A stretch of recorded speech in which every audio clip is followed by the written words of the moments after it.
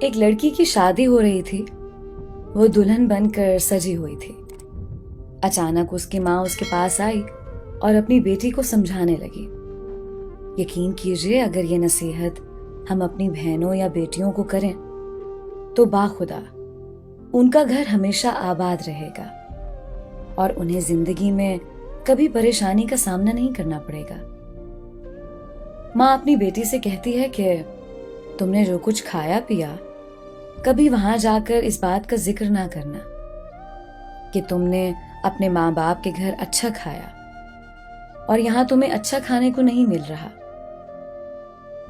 پیٹ میں جو چیز چلی جائے کچھ ہی گھنٹوں بعد اس کی لذت ختم ہو جاتی ہے اور یاد ہی نہیں رہتا کہ کب ہم نے کیا کھایا تھا. کھانے پر کبھی کسی کے ساتھ بحث نہ کرنا.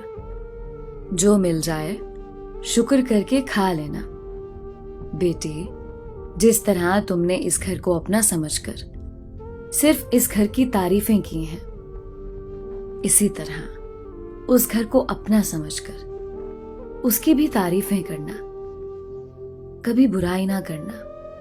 بے شک اب وہی تمہارا اپنا گھر ہے. بیٹی، تم نے ماسٹر کیا ہے مگر اپنی پڑھائی کا روب اپنے سسرال والوں پر مت استعمال کرنا. کبھی ان کو یہ نہ کہنا کہ میں آپ سے زیادہ جانتی ہوں.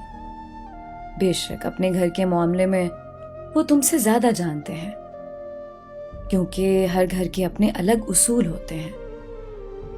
بیٹی، شوہر کو کبھی پیٹھ دیکھ کر نہ سونا کیونکہ اللہ پاک عورت کی اس حرکت سے ناراض ہوتے ہیں. اے میری پیاری بیٹی، روٹنا اس حد تک کہ اگر وہ ایک دفعہ منانے کی کوشش کرے تو مان جانا، اور اگر وہ 1,00,000 دفعہ بھی نہ مانے تو 1,00,000 دفعہ پھر ایک بار کوشش کرنا. کبھی شوہر سے ایسی ڈیمانڈ مت کرنا جو اس کی حیثیت سے بڑھ کر ہو. اس کی مجبوریوں کا احساس کرنا.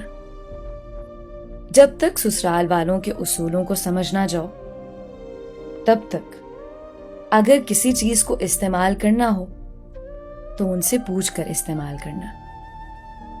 اس گھر کے سبھی افراد کا خیال ایسے رکھنا جیسے اس گھر کے افراد کا رکھتے تھے. میری یہ نصیحتیں اپنے دوپٹے سے باندھ لینا. شادی کے بعد نہ تو تمہارے سر سے دوپٹہ سرکنے پائے اور نہ ہی یہ نصیحت ہے. دوستو، کیا ہی کمال کی نصیحت ہے. اگر ہر ماں اسی طرح سے یہ نصیحتیں اپنی بیٹی کو کرے تو اس کی زندگی نہ صرف اچھی گزرے بلکہ سسرال میں وہ ملکہ کی طرح حکمرانی کرتی رہے گی. میری دعا ہے کہ اللہ تعالیٰ تمام بیٹیوں کے نصیب اچھے فرمائے. آمین.